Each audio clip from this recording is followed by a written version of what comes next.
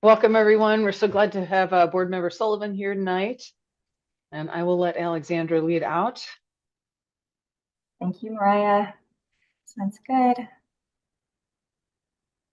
So we are here to cover a preliminary budget development update. Before we get into that content, we wanted to just do a little bit of housekeeping. So on the screen right now, I'm sharing our upcoming meeting dates.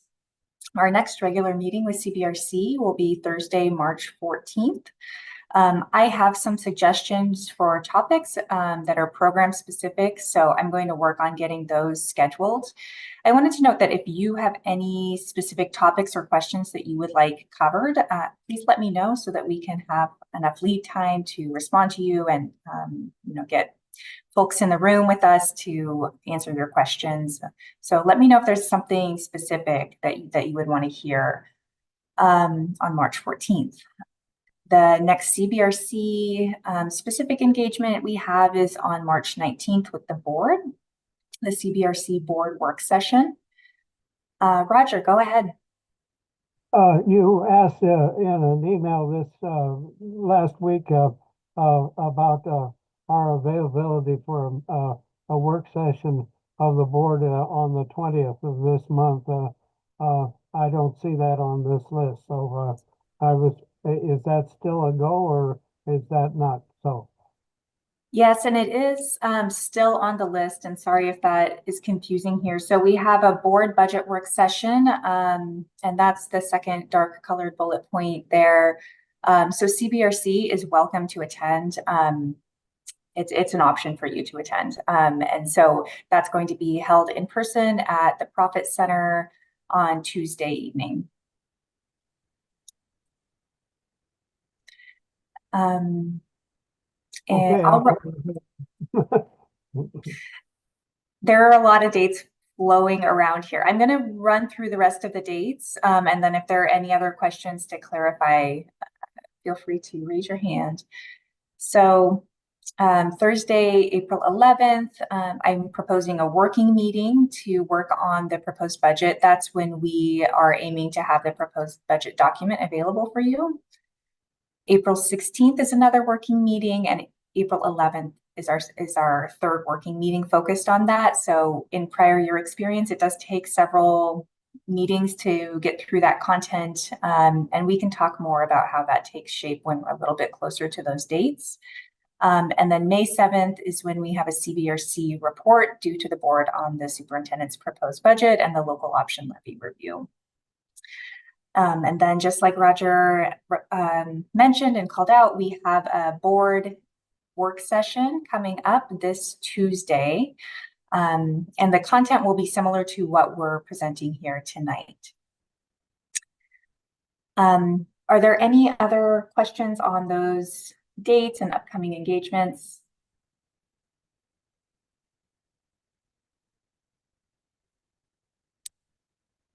Okay. We are really ramping up in the activity for CBRC. So thank you so much for all of your time. The other content I wanted to share is linked here. And, I noted that I didn't provide these slides ahead of time, so apologies for that, but I'll send them to you right after the meeting. So I just wanted to share the budget development update that came from our former superintendent, Superintendent Guerrero. In case you didn't see that from your other connections with PPS, this was emailed out really broadly. And so maybe some of you have seen it, but it's linked here for you. And then the other housekeeping item, not housekeeping, but we do hold time for public comment. So we don't have live public comment tonight, but I wanted to share that we have received this public comment, and I'm just going to pause here and let folks read this public comment.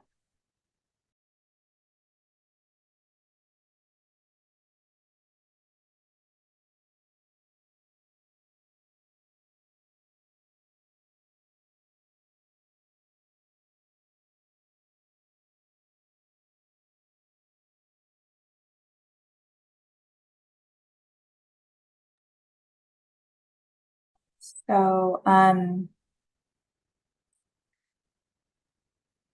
the context for this is that we had, of course, as Portlanders know, we had an ice storm, and this disrupted operations in several schools. We had school closures, and there was property damage related to that in the interior and exterior of many school sites in the district. Roger, I saw your hand up.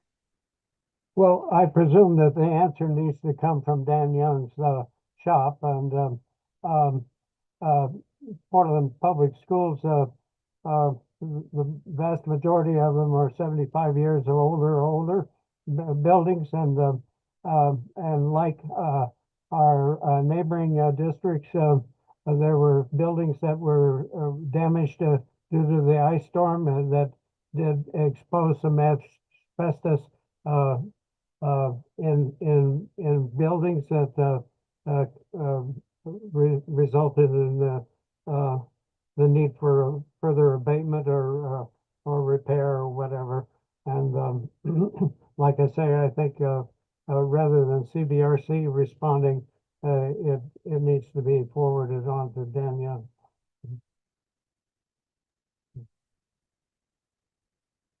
We can circulate this further internally. It was directed at CBRC to, it was directed at this committee. I did respond to this community member that we have a bond accountability committee, which may be another option.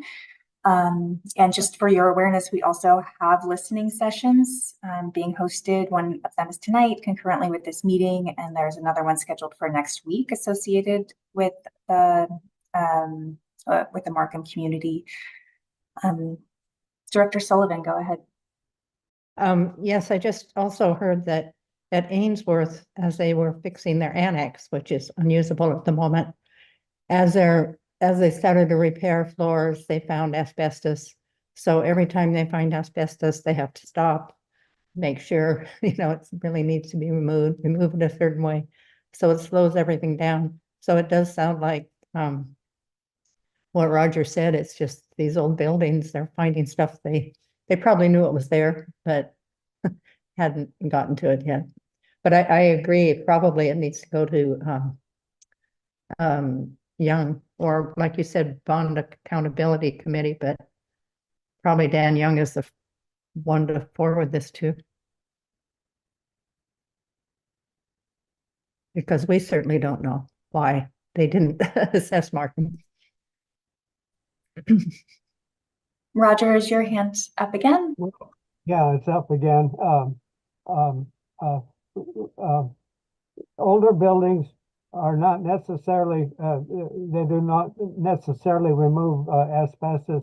They have a way of abating it, sealing it off, and so on. For example, as you know, I volunteered for many years at Franklin High School. It's one of the first buildings that was remodeled, and yet it retained some of the historical building, and the historical building has abated asbestos in it. So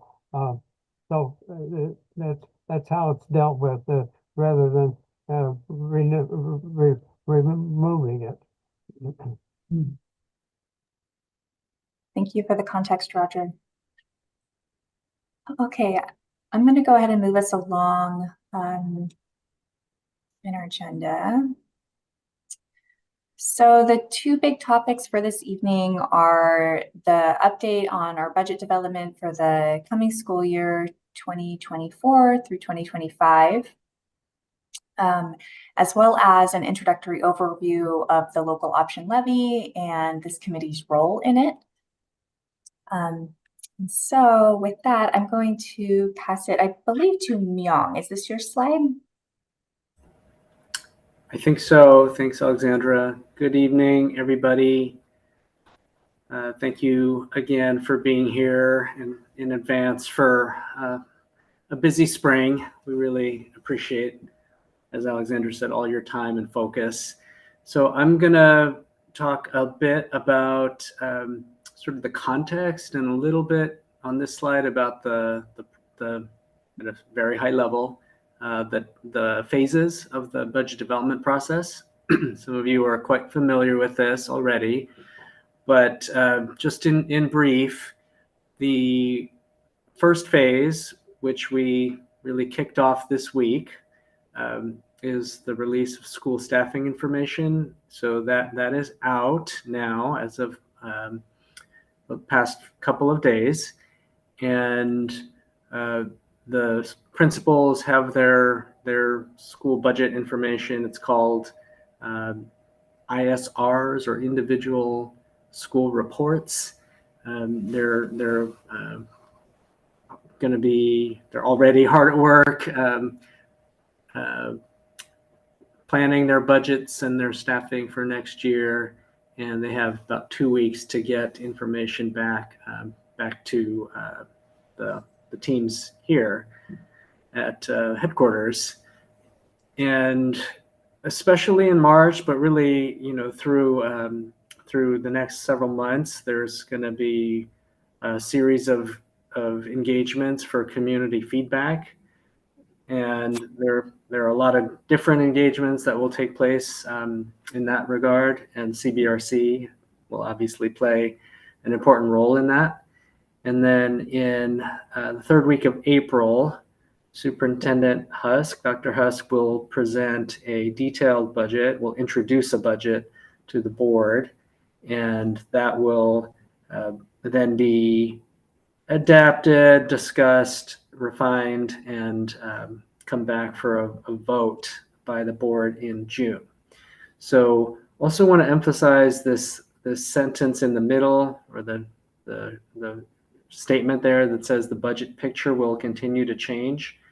And that's just how budgeting tends to go in school districts, for better or for worse, that we're always getting fluid information, both about revenues and costs, and we'll be updating the overall picture, including the kind of information I'm about to share throughout the spring, but hopefully not constantly, just from time to time. All right, so we can go on. So it's important that all of our budget discussions and decisions are guided by our core mission and our vision of who we are at PPS, and put that at the forefront of everything we do. So as many of you know, we have a community vision for who we want to be, and a strategic plan forward together that outlines how we will realize our vision for student achievement, and a set of academic achievement goals that the board has adopted and refers to often. I think we talked about this last month, to hold us accountable. Our core mission is to ensure that every student receives a more consistent, high quality, and joyful school experience across our schools. And we strive to close the opportunity and achievement gap for students of color, emergent bilingual students, and those who receive special education services. And all of that, we want to be intentional about centering in these budget decisions. It's going to be a challenging budget cycle, but despite that, we really want to lean into and be guided by our strong foundation for student success, with a clear teaching vision. A lot of work has been put in place to roll out consistent learning materials and robust educator training. The next slide, just this sort of builds on some of the information we shared last month during the Budget 101 section of your meeting. So just in general, there are 5 funds. Some we talk about more than others. but there are 5 funds in the district's overall budget, which is about $2.18 billion. That's with the B in the current year. And the box that's around the first 2 of those columns just really signifies that this presentation and a lot of presentations and discussion, I think, in CBRC focuses on the general fund and the special revenue fund. I know there are times when you talk about capital funds, building funds as well, but really we're mostly going to be talking about those core operating programmatic funds, the general fund and the special revenue funds. So on the next slide, this slide, we have 3 different challenges that we're facing all at once, and we're trying to honor our mission within constraints. And so we have 3 trends. One is rising expenses, rising costs, limited resources, and declining enrollment. I want to sort of lift up one specific challenge, that our budget is mostly from the state. As we talked about last time, the state sets the bulk of the revenues that we receive.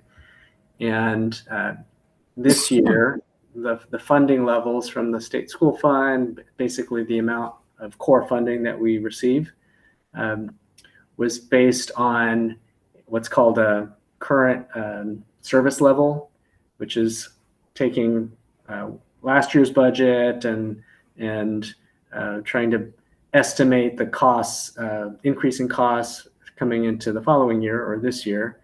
And the state set a budget for education, for K-12 education in the state, that basically estimated about a 2.5% increase in salaries for school employees. And as I think everybody knows here, we've reached labor contracts, labor agreements that are more than twice that. So both those are good things, and they also present some fiscal realities. So we know we have to make some adjustments to our budgets in order to address that disconnect between state funding and our costs, especially our people costs. So in the meantime, our student needs continue to grow, and we also are trying to meet various state mandates. We also have less special revenue. The federal pandemic aid dollars that we've had for the past few years, those have to be spent or forfeited. We don't intend to forfeit any of that, but we call it use or lose. The federal government has set a use or lose deadline of September 30th. So that's given PPS over $70 million over the past few years, and those dollars are expiring now. So we can't rely on them really beyond this year. A little part of into next year, but really this is the last full year that we're in now that we'll have the full benefit of those funds. And then finally, declining enrollment. Next year, our enrollment is projected to decrease by more than 600 students, which is roughly the size of 2 medium-sized elementary schools in PPS. And since 2020, our enrollment has fallen a bit faster, a bit more quickly than the state's. And we're also projecting a decline in the next 10 years. And a lot of students, there are a few different reasons for this trend. One is that a growing proportion of school-age children in our boundaries are attending private school or choosing homeschool. Some families have moved out or are moving out of the state, and there is a decrease, noticeable decrease in the number of births. So what does all this mean? Enrollment, why does enrollment affect the budget? The short answer is that our core revenue is impacted by student enrollment. It's directly tied to enrollment. And so declining enrollment or losing the number of students does put pressure on how much revenue we receive in a given year. And I apologize, I'm giving some gloomy news here, but it's important that everybody have a good understanding of the picture. So if we go into yes. I see Aaron has a hand up. Okay, thank you. Hi, this is a little bit off topic, but I guess my question is, I was just thinking about this the other day. Ever since I moved to Portland, there's been the story that like the population of students has been shrinking, and I've seen the school district take buildings and basically sell them off because maintaining was too expensive. So I'm wondering, is it an option for the school district to hold on to properties and just use them for, sublet them or something? To allow for some revenue generation rather than losing that valuable property? I think the short answer is yes. I mean, it's a complicated. There are complicated questions underneath that question. We do receive some revenue from use permits, or whether it's sort of occasional or one time or ongoing arrangements with partners that need space. There's an arrangement called community use. I forget what the B stands for in CUB. Juno or Alexandra, please help. Civic Use of buildings. buildings. Community use of buildings. There you go. Mm. And so we do get some revenue for arrangements like that. It's my understanding that those aren't really intended to sort of maximize revenues, but to sort of offer space and recover kind of our costs for doing so with community partners, especially partners who serve our students. Alexandra or Juno, if you have more or different information to share about that, then please do. Not right now, but I see we have 3 other folks who have questions or comments. So Luke, Mr. Cruz, and Roger. Luke, can we start with? Yeah. So you mentioned something about the pandemic federal funding. I'm just wondering, is that funding, because you said we still have opportunity to spend some of it, how much of it do we have left? And is that accounted for in the current budget that you guys have talked about? Yes. Great question. So sorry, I'm getting an echo. Okay, now I'm not. So this year's budget, the 23-24 budget, had about $36 million, I believe, the last sort of unspent balance of those one-time dollars. So those are kind of the last remainder, I guess, of all the $70 to $80 million PPS received the past few years. The deadline for spending those dollars is September 30th, 2024. So because our fiscal year goes from July 1st to June 30th, that basically represents 1 quarter of next year.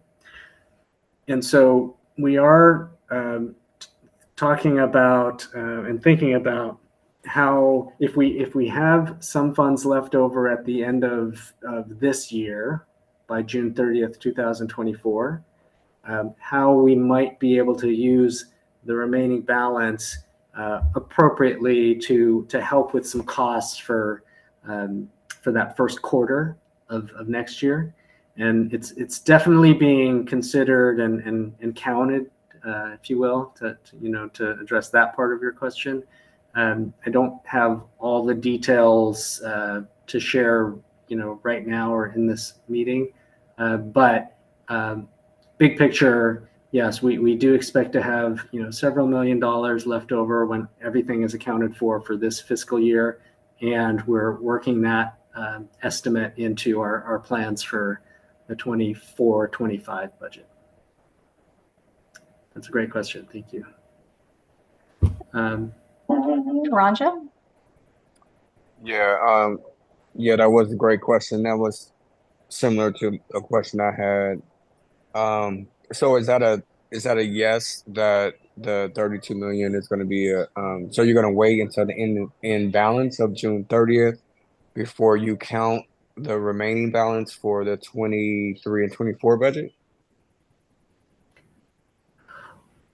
Did you mean the 24-25 budget or? Yes, yeah, I'm sorry, yeah, 24, 25. Right. So I think it's a little bit of both. We do have some working estimates, which are, they're a little bit of a moving target. But we do expect that when we finish closing the books for this year for 23-24, we will not have spent 100% of the remaining dollars, those federal pandemic dollars. There's an acronym called ESSER. I think you're aware of that, Mr. Cruz. That acronym. So the estimate of the dollars that will remain, I think it's going to be several $1,000,000. We are looking at possible uses of those funds. And Juno, I might ask you to help me recall some of the specific possible uses, but things like summer learning is one possibility. Yeah, summer learning is a possibility. We're also looking to use them to um, uh, help us achieve our strategic priorities as a district, and while staying within the federal guidelines of the uses of those funds. And so we're looking to see if we can kind of relieve some pressure around different constraints in our budget. And so it will. Can you can you send us an allocation what is currently going to be allocated with the remaining funds, and how that money is going to be spent? Can you send that to the group? Yeah, some of those decisions are still kind of up in the air by leadership. And so we can definitely get that information to you when that information becomes available. Absolutely. And then, my last question is, I was told that there is a freeze on new contracts because of the potential budget constraints. Is that true? It's I think it sort of depends on which which budget or which part of the district's budget we're talking about. For It example, was a principal budget, school budget. So this was a principal who had communicated and said from their higher ups that there's a freeze on providing new student services contracts. I see. Well, there are. I would answer it this way. We have not technically put a freeze on current year school budgets for positions or non-personnel. There might be, we hear all the time that there are difficulties making ends meet at schools because their budgets are constrained. But for the current year, we haven't issued a freeze technically. If part of what they're talking about or thinking about is looking ahead to next year, they are wrestling, many schools and some probably more than others, they're wrestling with decreasing budgets next year. And so unless I'm missing something. I don't know if I would necessarily call it a freeze, but for sure, definitely constraints on how far resources will go towards meeting multiple competing priorities.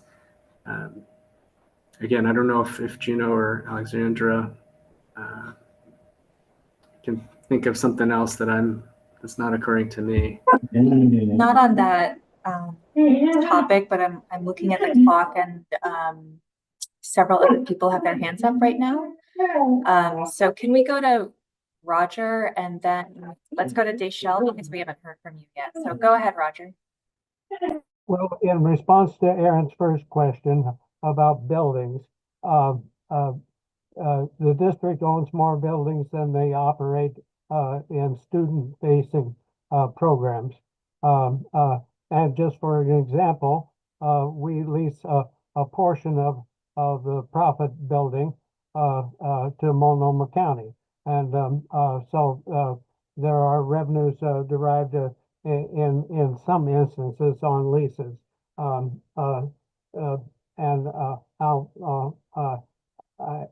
If you go back to the question and answer thing last year, I asked the question of Dan Young how many buildings we were leasing, and I got an unsatisfactory answer. And then when I spoke with him at a board meeting, he realized that they had answered incorrectly. But anyway, so we'll get an update as we go along. But there are vacant buildings, and they also occur on the deferred maintenance list.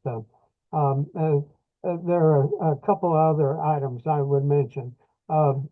Myung, basically, what this committee knows is what has appeared in the public media, which may or may not be accurate. And already, if you're a friend on Facebook or whatever with the PAT and other unions, you know that they're disseminating information, which is also not totally accurate. But anyway, for example, the school districts in the state are required by law in the month of February to send out notices of potential layoffs. And that is due largely, as Myung has identified, declining enrollments, declining revenues, and so on. And it's required by law, and it's required by the contracts with those unions. So don't be deceived if you are criticized when the district has to do this. Then also, Myung, at your convenience, and this Alexandra and you know, let us know what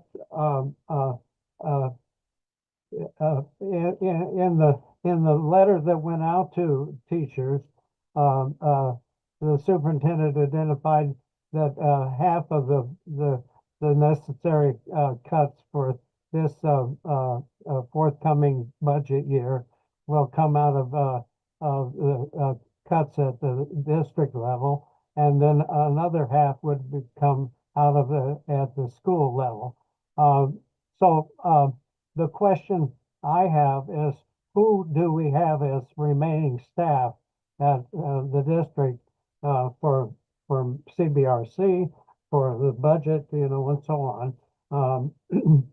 We have gone essentially without a CFO and budget director this year. And Myung, I had understood initially that your appointment was a temporary interim appointment. Are you now on board for a longer period? You know, clarification would be very helpful. So anyway, I'll shut up. Sure. No, thank you, Roger. Maybe we could offer a couple of quick responses to some of your questions. On that last question, for my part, I was originally due to stay through the end of this month, the end of February, and I have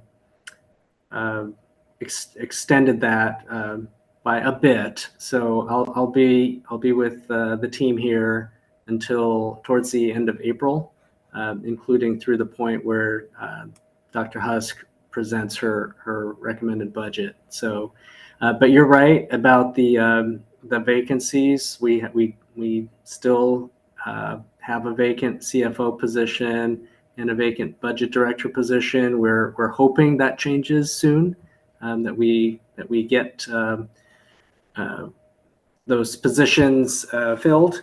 And in the meantime, Alexandra and Juno and I and others are going to try to support the CBRC as well as we can. And from what I can tell, that the team does a commendable job supporting the CBRC, and hope that hope everybody feels that way and gives us feedback to the good, or pointing out needs for changes or additional support. As far as the issues about interpretations about the changes that are in the winds with the tough budget cycle ahead, I agree with you. We have some unfortunate realities. I think all of us can agree we would all be better off and be happier if we had funding from the state that was approaching or resembling the quality education model. I know the CBRC has spoken on that before. And in the meantime, we're trying to advocate, to try to influence policymakers to move further, faster towards an adequate level of funding. And we have to whatever circumstances we have in a given budget cycle or 2 or 3 year period, we have to make the adjustments that are needed to maintain our fiscal stability. So all of those things are true at the same time, and we're hopefully gonna do a good job of communicating about that and answering questions and working with all of you in that regard. So, Mr. Lay, I just want to ask here, because I haven't seen the presentation in advance, where we are in terms of your slides and our time. I'm sensitive that we have more questions and we want to give everybody a chance, but I also want to find out where we are with the presentation. We're quite early in this presentation. I was watching the clock too, Mariah. I see that we have Dayshell's hand up and Mo. So can we? Why don't we go to those two, and then perhaps we can hold other questions to the end of the presentation. I don't know if any of those will be answered through the course here, but yeah, Dayshell. Thank you. So just one quick question, in the sake of time. There was I just wanted to be sure that I was understanding that September 30th deadline for 2024. Were we speaking in regards to spending down by September 30th or allocating by September 30th? they have the funds have to be spent. Okay, thank you. And then my other question was, and maybe this can wait for later, or it can just be answered in the Q&A document. But with the last time I think our last meeting or the one before, we talked about the importance of getting the budget or the communication out to schools about the summer learning a little earlier than we've been seeing it in the past to increase engagement. And so just wondering when that deadline would be to get that out, obviously preferably before the springtime starts to come in too quickly. So maybe that won't be answered now, but hopefully we'll get to that. Noted. Mo, can we turn to you? Yeah, thank you. Just looking at the slide, and I might have missed this earlier, but is the district's student enrollment going to continue? Is it projected to continue declining by 1.5%, or do we have a projection for like a different number potentially? Yeah, that's a great question. I might while the meeting is continuing, I'll try to pull that up, and it is I believe it's a published report from partners at Portland State. Just for clarification, though, the 1.5% doesn't represent the rate of decrease. It's just that's our enrollment. This is over the past few years has increased 1.5% more than the statewide average. So the actual number is more than 1.5%. If you consider kind of the change over multiple years. So, but let me try to find the projection information when I turn over the the speaking stick to Juno in a minute. Thank you for clarifying. Of course. Okay, so maybe we can continue, and this is kind of a complicated slide, so I'll speak to this briefly. But basically, this shows over 3 years, the current year that we're in, 23-24, 24-25, and which is the budget year, and the following year, 25-26. In each of those pairs of numbers or pairs of bars, stacked bar charts, the left-hand side includes revenues, and the right-hand side includes expenditures or costs. So you can see in the gold that those are those federal pandemic dollars, the ESSER dollars that we were talking about for a few minutes there. And then you can see the other kind of a legend on the right-hand side, Title I, which is federal dollars, student investment account, which are state dollars, and then general fund, which it's in the sort of darker blue. And in each case, in each year, the expenditures are quite a bit higher than the revenues. And so that kind of sets the stage for needing to make some decisions both about how we utilize our reserves and the need to reduce costs or increase revenues, but really most of the conversation is going to be focused on reducing costs. Dayshell, I see you have your hand up. Is that from our prior slide? Oh, I think that's from before. I'll lower it. Okay. Okay, so we'll go on to the next slide for now. Okay, so this is just another look at some of the same data that was shown on the bar chart, previous slide. So again, in each of these years, we're focusing on general fund on this slide, not the special revenue funds. But within the general fund, we're looking at revenues that are quite a bit less than our projected expenditures, our projected costs, to the tune of 42 million in this current year, 61 million next year, and 73 million the following year. So that's a structural imbalance, a structural deficit that we have to address. And then in terms of how we address it, this will go on to the next slide. So you can see those same numbers in that top row. One of the primary strategies, at least for 2 years, this year that we're in and next year, is to tap into our general fund reserves. I know CBRC has talked a lot about this issue in the past.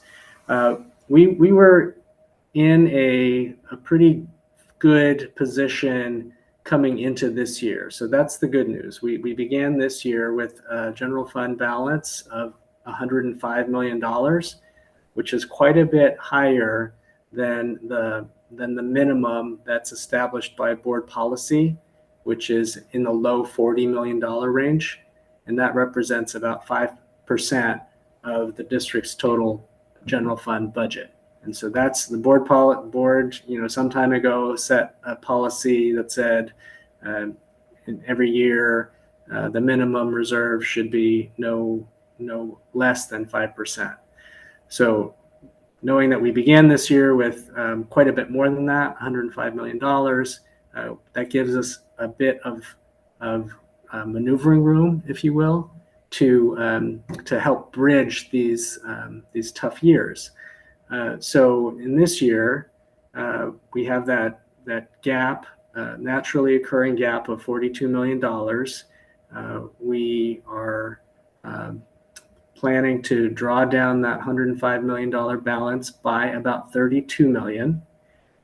We want to take other steps. We actually have taken other steps to try to slow down our spending this year, for example, and primarily through a central office hiring freeze since December. So trying to slow down our expenses by about $10 million. And all of that will put us on track to end this year with a projected fund balance or ending fund balance or reserves of about $73 million. And then going into next year, we will start with that amount. We would project an imbalance between revenues and expenses of 61 million if we don't do anything. So to address that, we're proposing to draw down our fund balance further by another $30 million or so, and to find ways to reduce expenses and in some respects increase our revenues by 31 million. So that would address that $61.5 million red number at the top row, and those actions together will put us on track to end next year with a projected reserve of 42 million, which is just about the 5% minimum reserve that's established in board policy. Then the final column, 25-26, we would still be facing a significant and growing gap between revenues and expenses. We will not have additional fund balance to tap into. We'll already be at that 5% level, and that would require additional reductions, even steeper reductions, and again, perhaps some revenue strategies in that third year. However, I will say that that we hope to have, if we can maybe flip to the previous slide just for a second, Alexandra.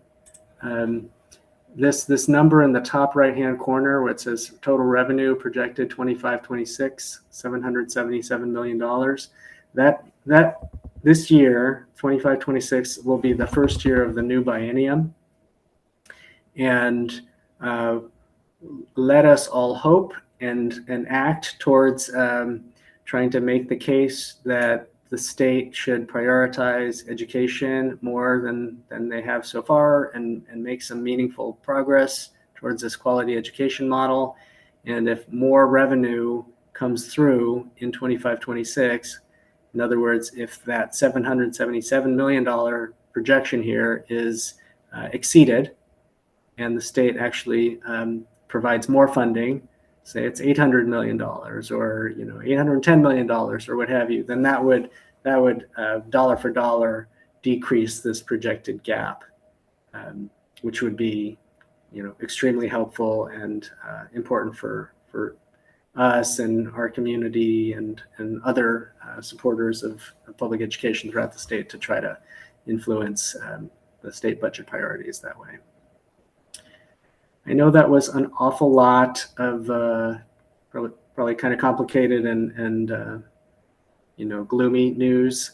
So I really appreciate everybody hanging in there with this. And with that, I'm going to turn it over to Gino. Good evening, everyone. So in this slide, our goal over the last 2 years has been to really mitigate any impact to schools. And so we've been reducing central office supports and services by 40 million over the last couple of years. Based on our budget gap, school impact for the next year is unavoidable, unfortunately, even with the additional central office reductions that are proposed. So unfortunately, our budget gap means that over the next few years, like Myung just demonstrated, PPS will experience a reduction in staff, programs, and services in school and central office. Next slide, please. The following slide is the impact on centrally based and centrally funded services. So these 3 years, last year, this year, and the budget year next year. So the central office will experience staffing and budget reductions for the 3rd year in a row. The previous year, central office made over $30 million in reductions to spare schools from funding cuts. And this school year, during the middle of the school year, we implemented the hiring freeze, like Myung mentioned, and reduced in other non-personnel areas, personnel areas, by about another to total about 10 million in savings. And then next year, there are proposed reductions for $15 million in central office.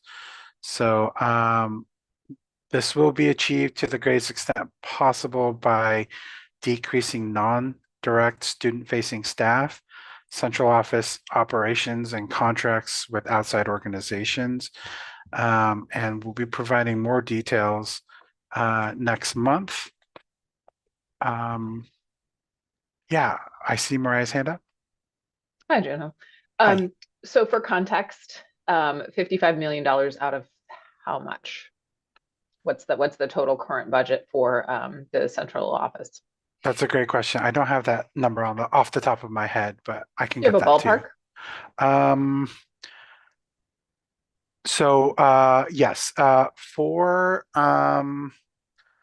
have a percentage. We spend about 75% of our funding that directly impacts students and directly impacts their education, their instruction, supporting teachers and instructional staff out at the schools. The central office, centrally funded portions were being reduced so that we can focus on student-facing staff. Ballpark figure, Myung, do you? I think it's about 220 to 250 million dollars. It sort of depends on the year. But just also want to clarify that I mean, it's said on the box there, but the 55 million cut, I mean, that's a cumulative effect over 3 years. Understood. Yeah. Yeah. Thank you. That gives some important context there. Thank you. That's a great question. Thanks. Next slide, please. And so PPS needs to cut $30 million next year so we can hit our goal of closing that gap. Approximately 15 million from school and central funded school-based services, and 15 million from centrally based, centrally funded services from the general fund. We currently estimate that the central office will experience $15 million as well as the schools. For the schools, that's about a 2% reduction, and for central office will be about a 6% reduction. And this is not inclusive of the SIA funding shifts. Next slide, please. And so this is kind of our summary, but there is a lot more information that will be coming out shortly. Class sizes that were returned in the 21-22 school year ratios due to decreased enrollment and budget cuts. So the impacts will vary by school. And changes to staffing allocations at each school to support teacher planning time. That was built into the PAT contract and ensure state mandates are met for middle school PE. Streamlining and combining learning support services in schools and through the central office. Redirecting resources for social, emotional, and behavioral supports towards efforts that are that create a more consistent and high quality, joyful learning experience for every student, and decreases in administrative and school operations. And I'll pass it to Alexandra. Thank you. So we are obviously in a challenging situation. We've been in a challenging situation year over year, reducing services at our school district. So this slide is detailing some of our proposed next steps in advocating for a fully funded public education. So PPS calls on the governor and legislature to review and change the state school funding formula before the 2025 session, where the biennial budget will be discussed. We are urging the state to fully fund the quality education model, adjust funding to meet Oregon's urban schools' higher needs and costs, remove the limit on the local option levy collections to increase rates without losing state school fund funding. So those are some of the calls to action that our district is naming. And during the legislative short session, PPS is advocating for specific funding initiatives, including $41 million from the governor and legislature to cover the costs of our labor partner agreements and boost the salaries of teachers and other staff. That boosts the salaries of teachers and staff. $50 million in statewide funding for summer programs, $22 million in early intervention and early childhood education, special education, and funds to expand school-based health centers, including more mental health providers. So this is another summary and thinking about our next steps here. I'll pause now.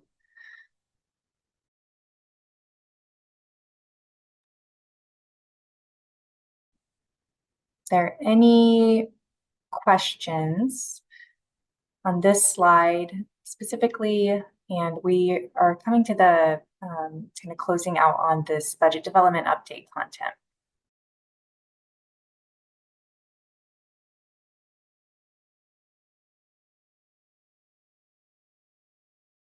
Mo.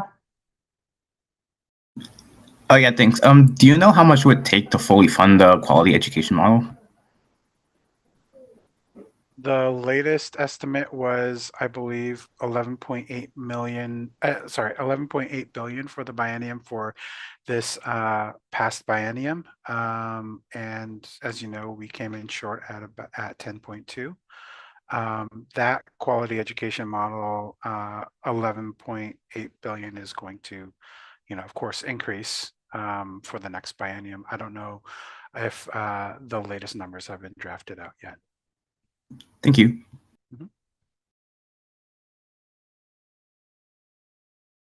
Roger, I see your hands up next. Yes, basically the quality education model usually has been roughly 2 billion in excess of whatever the legislature has appropriated. I wanted to ask the question, is this presentation that we were just given printable? And if so, are we at liberty to share it with others? Or is it still confidential to us? This is a public meeting and this is part of the public record, so this can be distributed.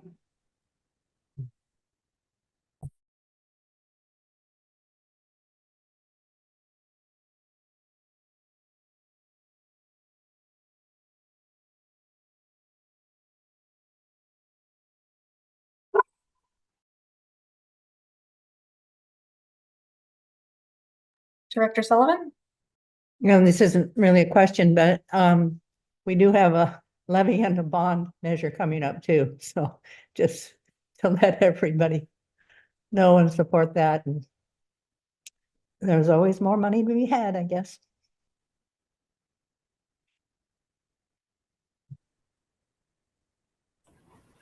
And Director Sullivan, thank you for pointing that out. And I think the levy is the subject of the next portion of the agenda. But if I can sort of loop back to Mo's question about enrollment projections. We have a fantastic colleague who's giving us some information as he's monitoring the discussion here. Thank you, Sean.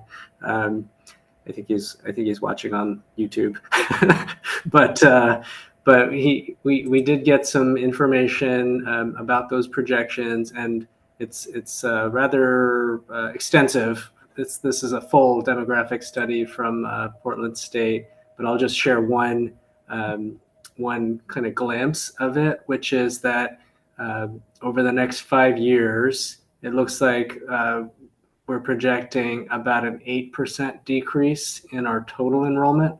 And that looks like for the following 5 years, the rate of decrease will slow a bit, but still not, we're still not projecting to recover our enrollment to kind of, start trending upwards again in the whole forecast period, which goes out basically almost another 15 years. So like decreasing over the next 5 years, like slowing down, like approaching kind of a stable level for the following 5 to 10 years. That's how it's looking. And Alexandra, maybe we could get this demographic study out to the committee members as a follow-up. Yeah, that's great.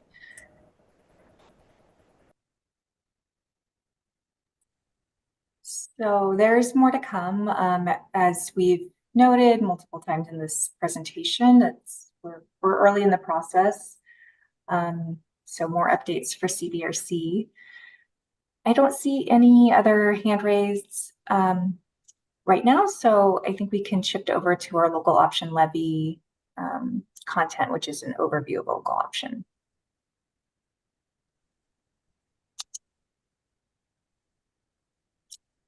And Juno, I'll pass it over to you. Awesome, thank you. All right, next slide, please.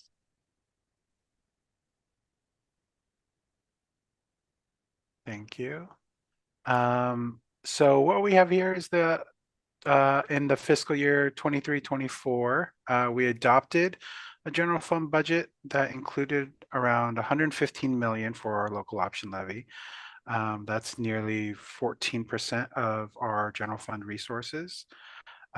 Current estimates, it is important to note that our current estimates are coming in a little bit lower at 109. So that reflects lower property values, mostly in downtown Central City. Next slide, please. And so a little bit of background for the local option levy. Last couple of decades, Portland voters have shown their support for strong schools and educational programs by approving and renewing the local option levy to fund PPS schools. The latest local option levy approved in 2014 and renewed in 2019 with a 77% approval. And is up for renewal again on the May 2024 ballot.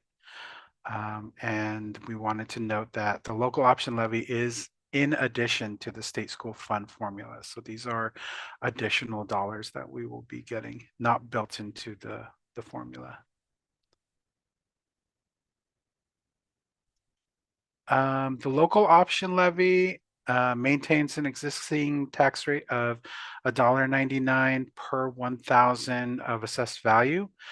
So for a home with assessed value, not real market value, but assessed value of 250,000, it would cost about 4150 per month for that family, or 498 per year. So if we think about current kind of housing prices, that it'd be basically double that, around $500,000 for a house would be 83 per month, or nearly 1,000 per year for taxes. And then the levy funds are placed in the sub account under the general fund. We have a separate fund, 107, that is aggregated into the general fund, and that's where we house those dollars. Next slide, please. Thank you.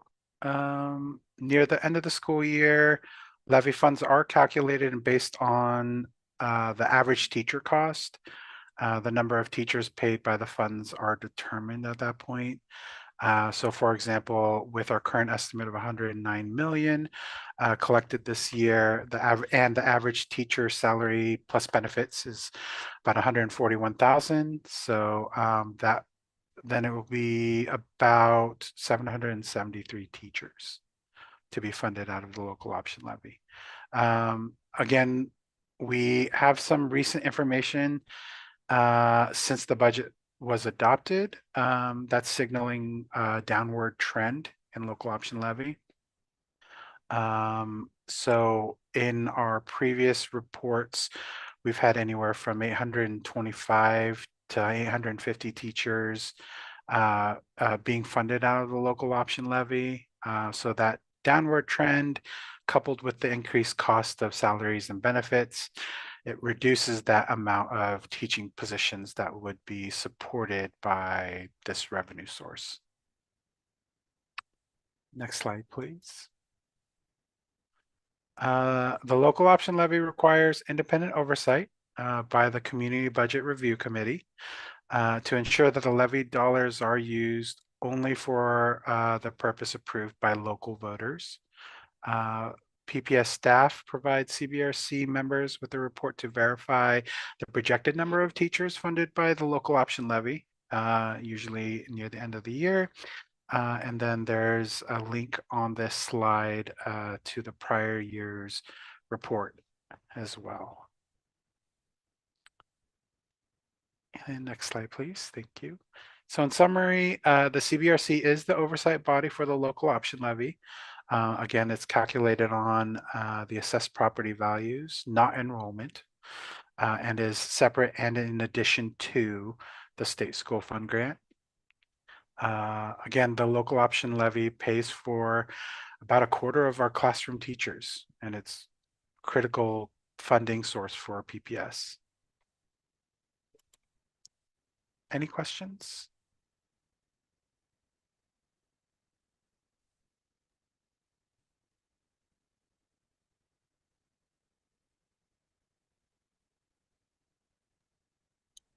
Roger. Well, it's actually going down, what the local option levy, based on this report, and as John Ho has listed for us, we roughly were paying about a third, but now we're only paying a quarter apparently. As was acknowledged, we're asking the short session that's in session right now in Salem to lift the cap on the rate.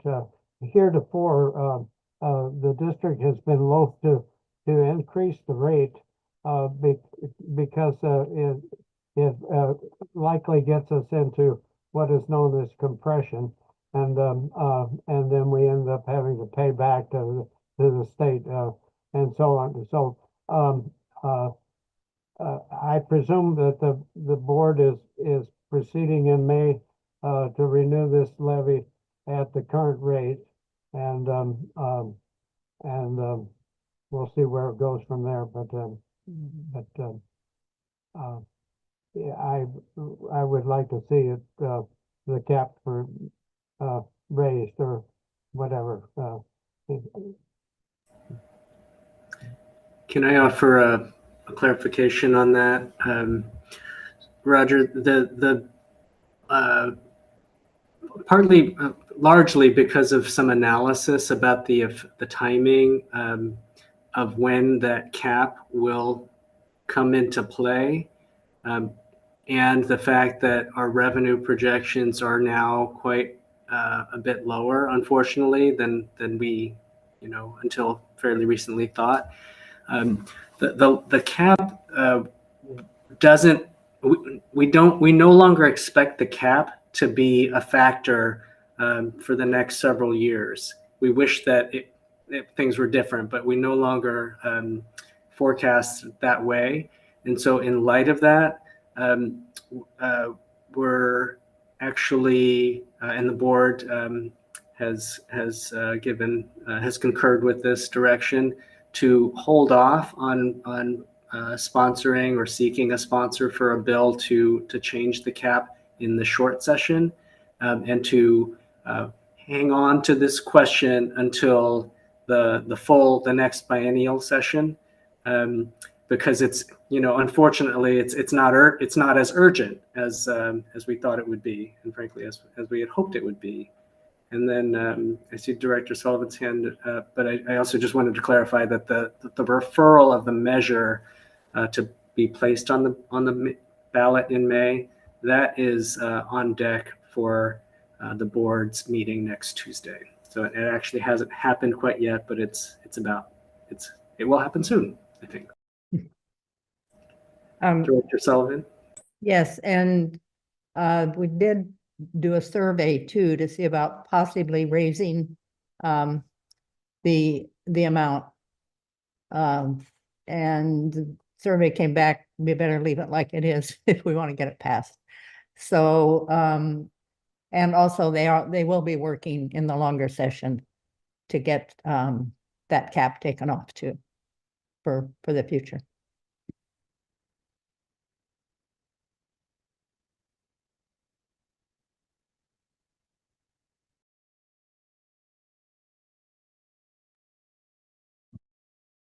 Are there any other questions or comments associated with the local option levy overview or other questions on the content? Stefan. Yeah, I just wanna hope you can hear me. I just wanna some sort of foreshadow that part of our job is later this cycle is to write a letter that details the use of a local option levy. So that's something that we'll do I think in the spring and come back to. So that's why I think this is important to understand, like what the revenue is and revenue source is and what our role is in terms of oversight.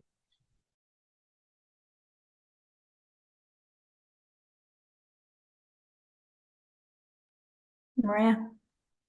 Yeah, I wanted to ask about the estimate on the per teacher cost with benefits. Is that I take it that's under the new contract, and how has that number changed since last year in terms of the number of the teachers that are supported in the local option levy?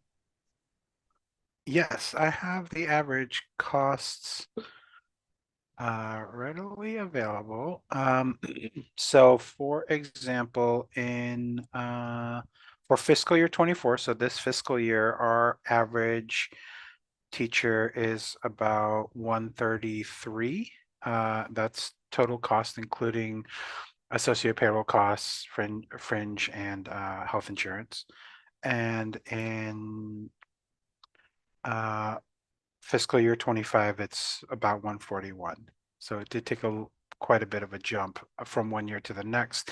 That also does include a step if they are eligible for the step, and then the increase both to this year and next year to the COLAs. So that's why there's quite a bit of a significant jump between the years.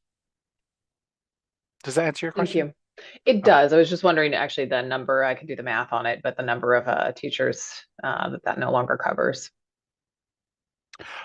Gotcha. Let me do that math real quick. Well, if anybody wants to talk, and I can get back to you in just a little bit. I think it's just useful, as Stefan mentioned, in terms of thinking about our budget letter and what's being covered with the local option levy. Roger.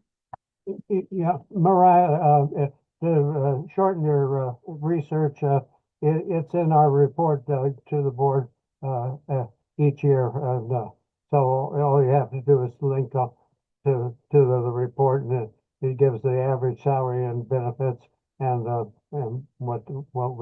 many positions were funded. Thank you. I just didn't have that off the top of my head. Appreciate it. I would name that in the prior year for your prior year report. That was before our contract with PAT, which increased their wage. So that it would actually be a different number that you see in the prior year report compared to the 133 that Juno just named.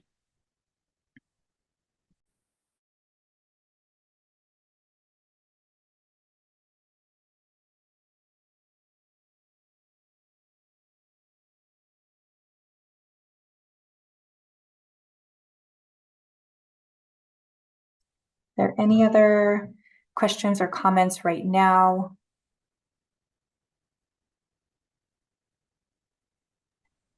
So I'm seeing just back of the napkin math here. I'm seeing about a 46 FTE drop between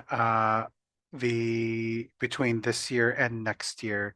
Between this year and next year.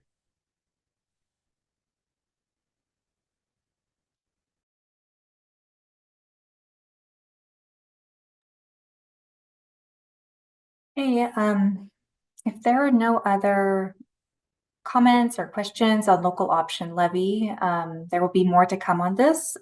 As Stefan rightly noted, CBRC plays a really key role in oversight for this. So more information to come, and we'll be providing you with information to assess local option as part of this budgeting cycle. So that concludes the content that we wanted to cover.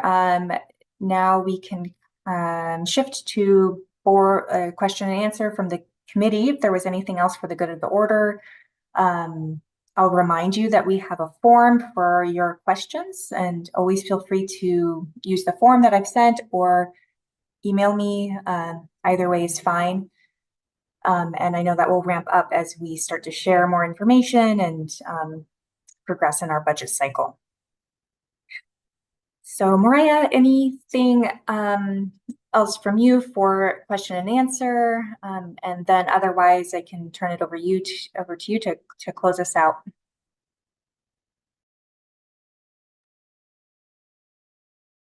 I don't have any other questions at this point. I'll have many as we go through this process. I know we all will. I want to thank Director Sullivan for being here tonight, and welcome your thoughts before we close, if you have any.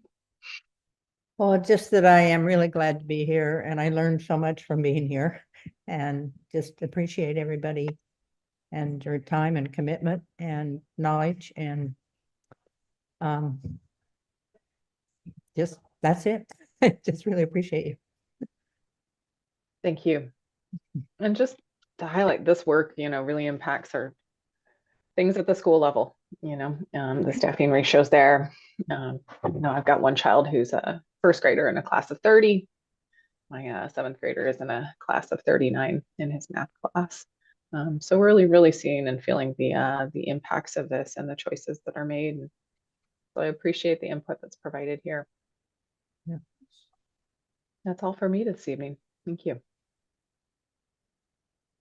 Okay, thank you all very much. I appreciate this committee. It's great to spend time with you again, and we'll see you again either Tuesday at the board work session if you choose to attend, optional, and otherwise we'll plan to see you on March 14th.